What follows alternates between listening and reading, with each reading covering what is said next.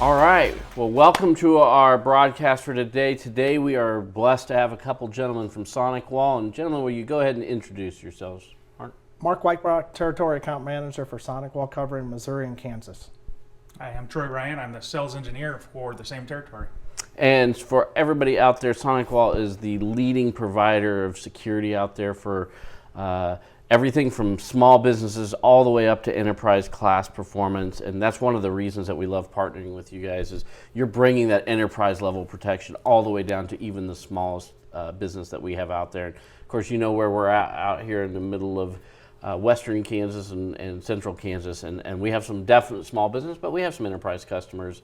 And that's a lot of the value that you're bringing to the table for sure, right? Steve, we want to thank you for having us out here today. And yes, even if you're out in western Kansas or any place on the globe and connected to the internet, security is a concern for you today. Absolutely. Well, let's dive in. You've brought some really valuable information out there for our folks out there that can help protect them from these bad guys that you talked about. So take it away. All right. So what we're going to talk about today is the threats, the 2018 SonicWALL Cybersecurity Threat Report, breaking the cycle, and looking inward. Gotcha. And it's scary that the fact that early April, you're already having the 2018 security threat, which tells me that we have a lot of stuff going on. Sure. So this threat report that we've come up with here, and we'll look through the threats right now as the threats are building on the screen here. So you can see all the threat attacks that have currently been out there from 2017. So that's why it's the 2018 report. But these are threats that have been out there that you've seen, that we've noticed, and what's going on. And everyone can see them from the media that's talked about what's going on and everything else associated with it too. And for the next slide there. Well, and I definitely want to take a minute to say that I want to tell our folks out here, these are not just threats that SonicWALL are seeing. We have seen almost every threat that you're going to talk about impact our customer base out here in Kansas. And so, no matter how small you are, you're not oblivious to this kind of activity. It impacts every level of individual on the internet. Is that pretty much it? Very much, and we can talk about what just happened on the screen there too. So we saw Equifax, we also saw the IRS breach. Latest that we don't even have on this slide, Panera in St. Louis had some information that was leaked out that they're also talking about right now. Also too, there was some airlines information that was breached. So I mean, it is happening on a daily, if not hourly basis as to what's going on. Now let's take just a quick second, because I think we've found a lot of our customers don't understand that when Yahoo gets attacked or Delta or even Panera, when their information gets hacked, they well, that's them, not us. However, what we've found is, first of all, a lot of our customers are using the same email and passwords. And so if that's been hit by some of those companies out there, now they're just going to take those email, username, and passwords and try them against any service. Any services, correct? Any so services. It's not because those companies have been attacked necessarily. Obviously, there's a threat there, but now they have your personal information, and if you haven't kept a robust credentials policy, which it's very common for people to use the same password at multiple sites. And so I once that password not be guilty of that. Yeah. Once that password's been compromised, there's no telling what they can gain access to. And we have to thank Steve about the passwords. Okay, what is that password protecting? So if it's protecting just a few files that you don't really care about, then it may not need to have that password changed. But it's protecting financial data. It could be pictures. It could be anything that it is relevant to what's going on for you personally or for a business. You have to decide, okay, should I be changing that password more frequently? Absolutely, which looks like you've put the key report findings up here on the screen for us. So walk us through these. Yep, sure. So there's actually surprisingly been a decline in the volume of ransomware, 72% decline from the previous year, from 2016. Of course, America was attacked the most at 46%, followed by Europe at 37%, right? So, the attackers go where the money is. The more well-off countries obviously see more attacks. The use of SSL TLS encryption has gone up as expected. Right. To 68% of all web traffic now is SSL or TLS encrypted. which if you don't know what that is, please go back and watch our previous webinar because we deep dive into that. We did do that, yeah. Really quickly, it is that padlock that you see on your screen. Right. And that what's happening is they're bringing that information through that encrypted traffic now. And if you haven't updated your security practices to include that encrypted traffic, you're at risk. Yep. Yeah, so that's a 24% increase over the previous year. Exploit kits, they're on the rise, but they've shifted a little bit. There were 0 vulnerabilities detected in Adobe Flash last year. So when we get to a slide I believe that we have in here, it shows what applications are being targeted currently. With the decline of Adobe products on the web, of course, you'll see a decline in the attacks. With the increase of, say, Microsoft Edge being a primary browser, you see an increase in Edge with a decrease in corresponding decrease in Internet Explorer attacks, of course. Gotcha. So there was a lot of key arrests last year that most people are attributing the decline in the amount of ransomware seen. There were 5 Romanian hackers accused of operating a CTB ransomware locker. The security researcher, this is very interesting, the security researcher that found the key to the WannaCry malware was arrested for authoring a banking Trojan called Kronos. Wow. So he did us a favor last year and then decided to try and make some money. Change sides there this year. So unique type of ransomware. So although the total number of ransomware volume has declined, the variants have increased by twofold. So twice as many variants. What does that mean? That means that 0-day threat protection is more important now than it was the previous year.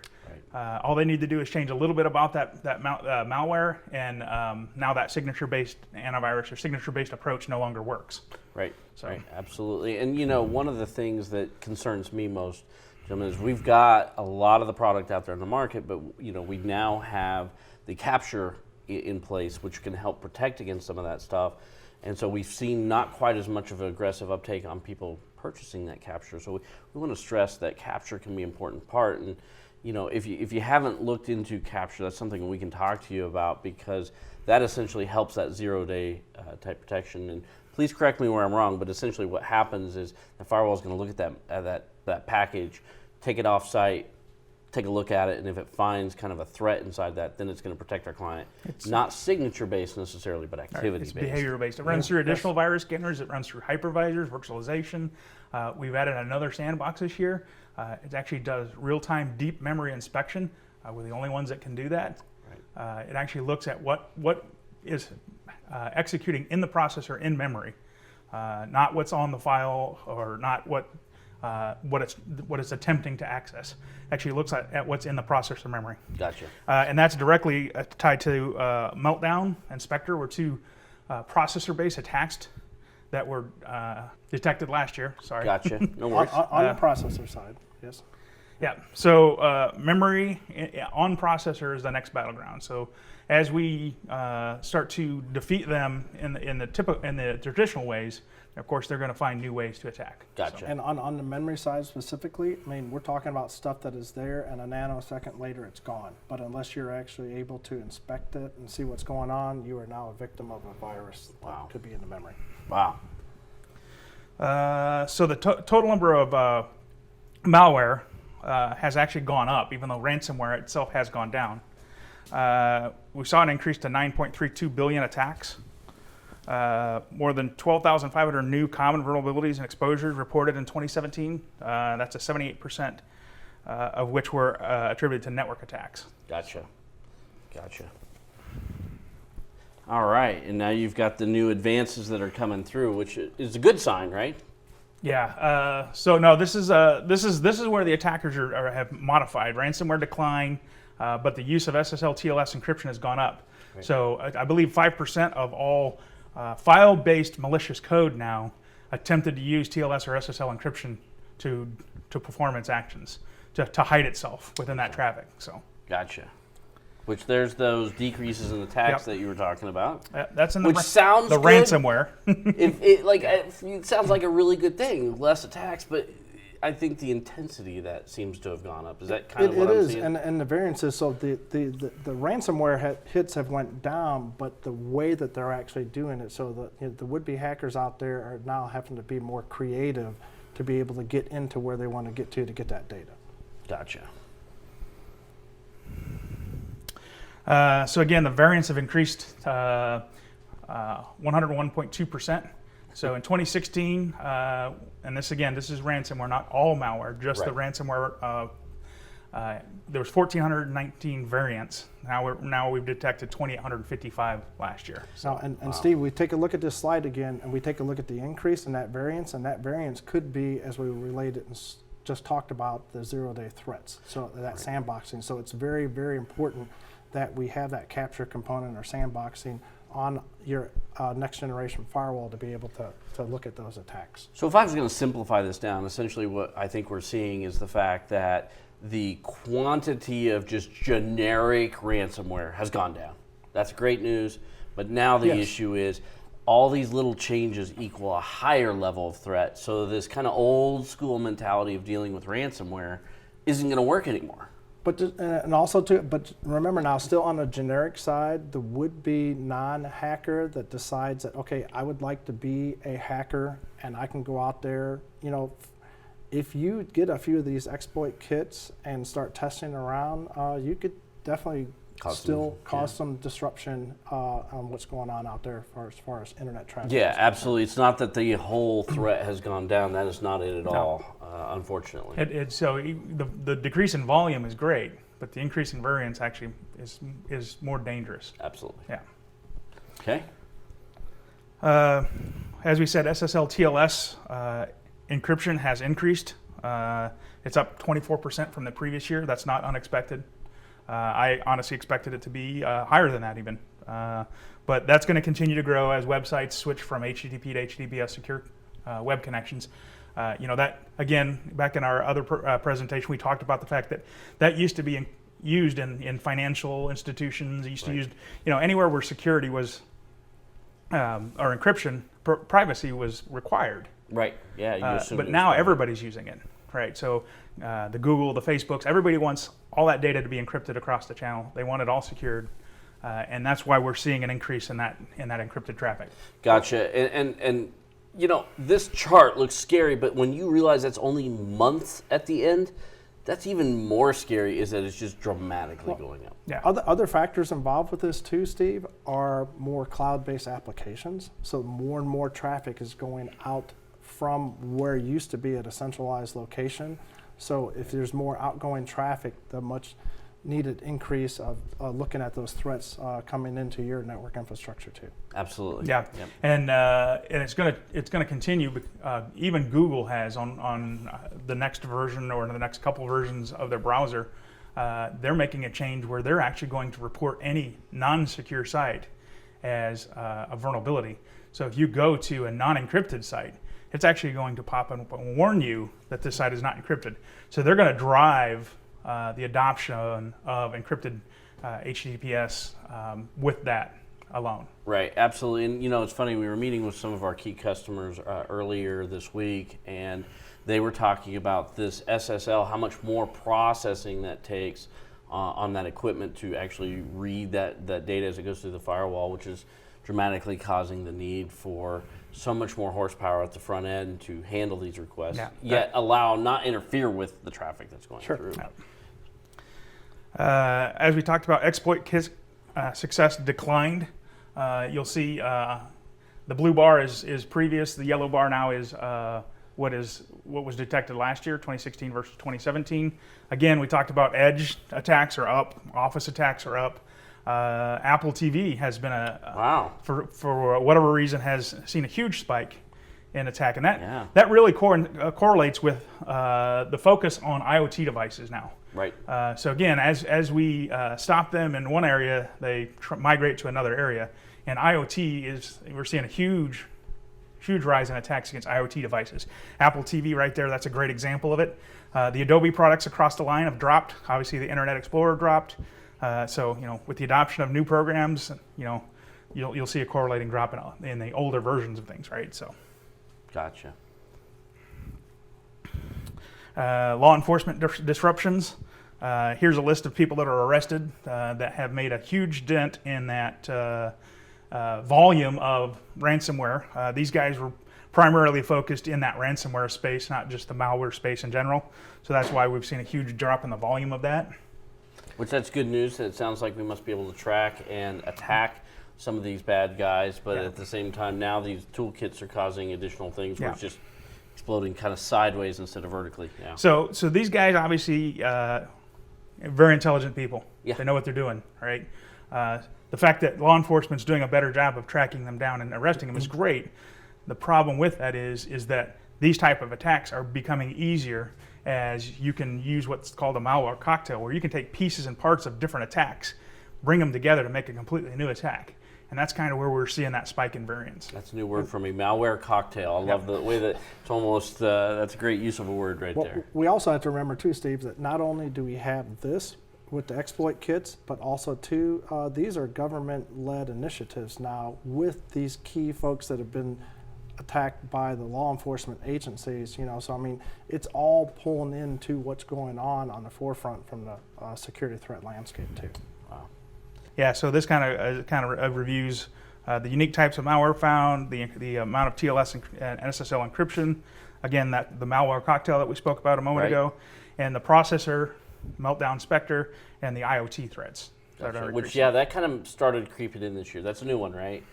I mean, not that it's new to attack those, but it's starting to make the radars one of the biggest threats. It is, and the reason being, and the reason why IoT is becoming kind of a favorite threat vector is most of the people who developed these IoT devices never planned on patching the devices. They don't have an updating, they don't have a security protocol around protecting those devices. So when that device is released and it's sold and installed and connected to a network, it's likely never going to get an update. And let's make sure everybody knows what we're talking about, because this is a big spectrum of product, essentially. Yep. So obviously you talked about the Apple TV, but one of the biggest ones, we had some attacks come through on security cameras. That was one that was out there.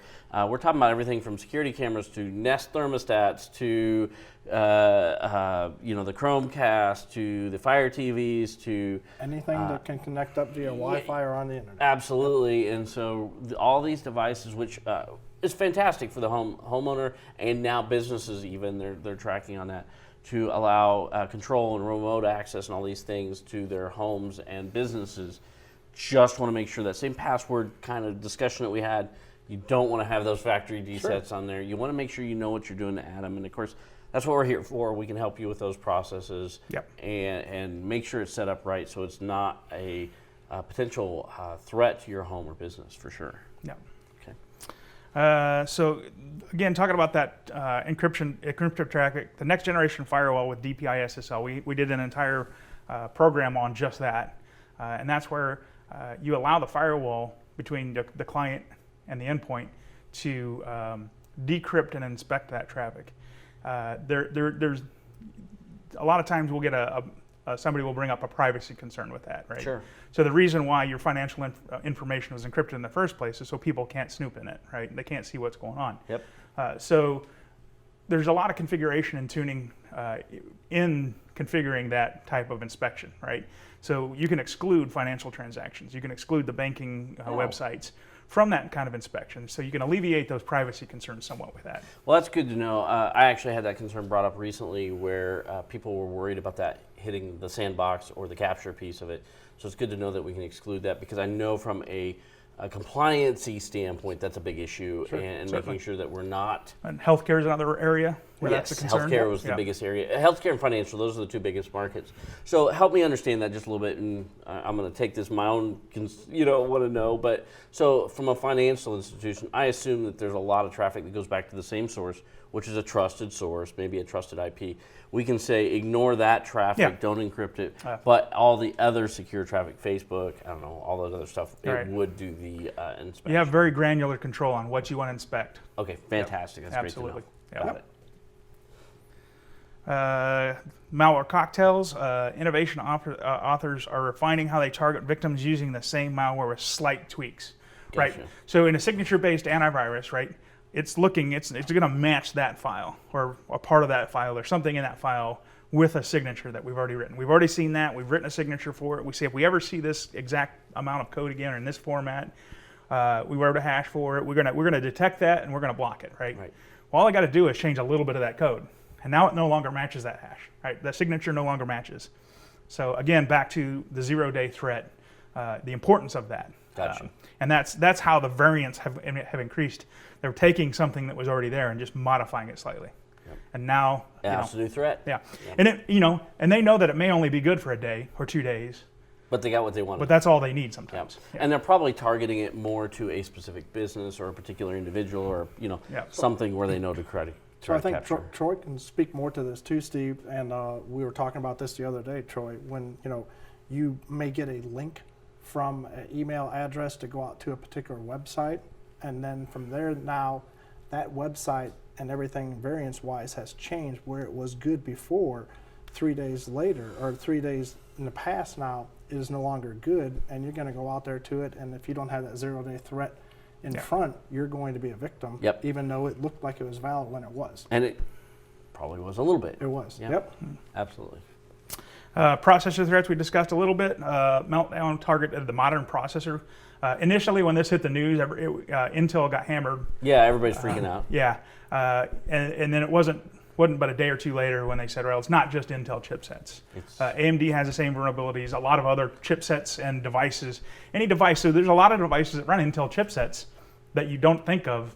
It's not just your desktop PCs or your servers. There's Intel chipsets and AMD chipsets in a lot of different products that are susceptible. Now, this is complex. A lot of people saw the news on that, but they didn't really understand what it really meant.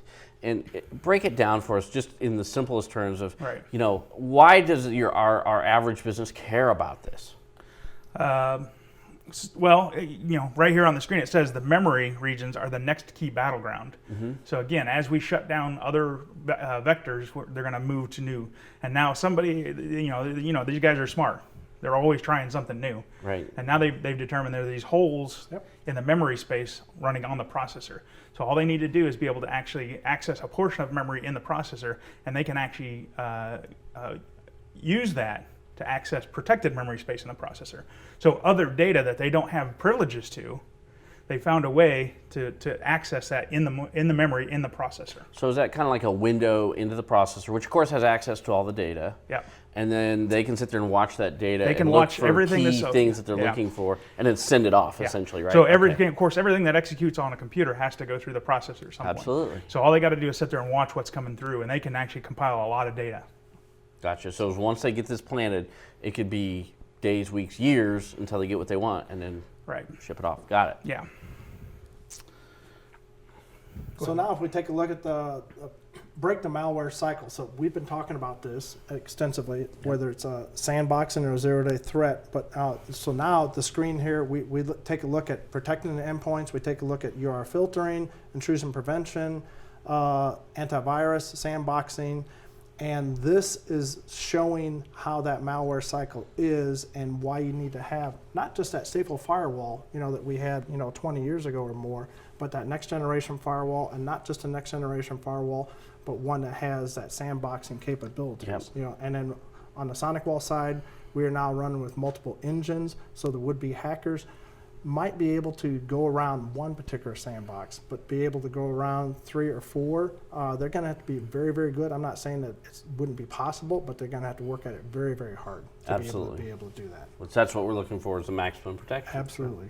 Layered security protection. Yeah, that's what this displays, very clearly, the layered security approach. There's a lot of things going on in there to provide the security for that, right? So there we go.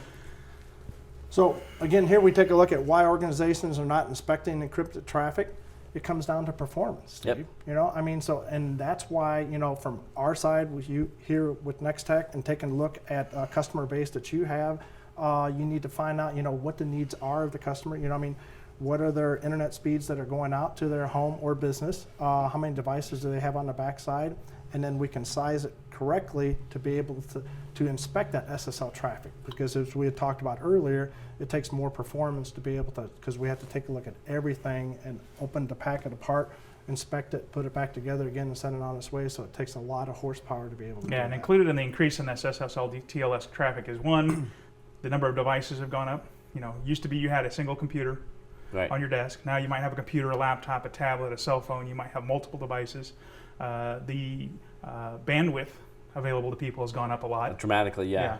The use of cloud-based applications and the adoption of secure websites, all those things have led to a huge increase in the amount of that SSL TLS encrypted traffic. Absolutely. And gentlemen, you did a great job of simplifying that sizing, if you will. But the nice thing is we've got trained technicians here to help our customers size this so that they get the throughput that they're really looking for. Because this could be a huge mistake, a costly mistake, right? If you bought an appliance that's just under the needs, and of course we know it's going to get even worse, right? Worse. I mean, we specifically the stuff you talked about with Google, where we know that Google's going to require that encryption. It's going to hit that firewall even more demand. So we want to make sure we size these right so that you can get maximum life out of the appliances. And that's the nice thing that we can help you with and get our technical teams involved to take a look at the entire investment and take a look at the entire infrastructure and say make a good sizing recommendation. So now if we take a look at the next screen here, Steve, so we're taking a look at what we'd already talked about, but the gateway antivirus, intrusion prevention, the deep packet inspection on the SSL/TLS, the capture or the sandboxing, the app intelligence, content filtering.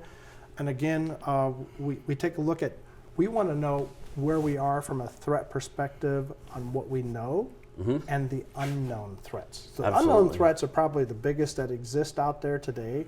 And unless you're actually doing the sandboxing, that unknown threat is going to be right at the top of the list as to what's going on out there for you. Yep, absolutely. And now we go into stopping the advanced threats through multiple engines. So on the SonicWALL side, so we have the SonicWALL engine. We also have partnered with Lastline and VMware to be able to give you those sandboxing engines. And as Troy had mentioned, our most recent add on to that is the deep memory inspection engine as well. So giving us those 4 engines to be able to take a look at those threats that are happening real time, instantly through your network currently today. Yep, and that one, our CEO Bill Connor, he kind of referred to that memory inspection as kind of the holy grail of malware inspection. It was kind of if we could just figure that out, we could take it to the next level. Right. And John Gramunder, he's big into the machine learning. And if you go to the website, you'll see, we're touting a lot of machine learning, heuristic behavioral based type scanning. And that deep memory inspection falls right into that category. So. Well, and also too, Bill Connor and the marketing team took this to Capitol Hill and actually, introduced it to the federal government to let them know that this is a new way to take a look at security threats that no one else in the industry is currently doing. And that's what it's going to take. It's going to take a change, yeah. Yep. So now we take a look at the security, SonicWALL Security Center. So anyone who has a SonicWALL next generation firewall can actually take a look at the SonicWALL Security Center to find out where the threats are and what we're actually doing with that. But we want to focus on the next slide here, though. Important steps to prepare yourself in the new world. Okay. Yeah. So now, I've been holding off as long as I could as we've been talking here, Steve. But really, it comes down to some very simple, common steps. That customers need to do. So when we're out there, you're talking as Nex-Tech to customers. We want to have that conversation from security to a risk. What is the customer or business willing to risk? Versus the security threats that they're up against. Understand what they're trying to protect and who's attacking you. Establish and rehearse your response and remediation plan. How many businesses may or may not have a plan? And I don't care if you have to sit down, while you're having dinner and write something on a napkin, write something down and get something started from that standpoint. And also too, for everyone who is listening, if you can't do that on a napkin, you get with Steve and the rest of the Nex-Tech team, and they will absolutely help you with getting that business plan in place to be able to do that. But also we jump back to the slide back again taking care of the good cyber hygiene. So passwords, okay? And again, we talked about that earlier, but if you don't think you need to change the password, that's fine. But if you're trying to protect something, then change those passwords as need be. And 2-factors becoming part of that too, right? 2-factors getting, yes, because you know what? I might be able to get that password But, am I on the other side of the planet? Wherever I'm at, that two-factor is definitely going to be valuable in getting that information and making it secure on your side, And also, too, if someone sends you an email and you don't know who sent you the email, what do you do, Steve?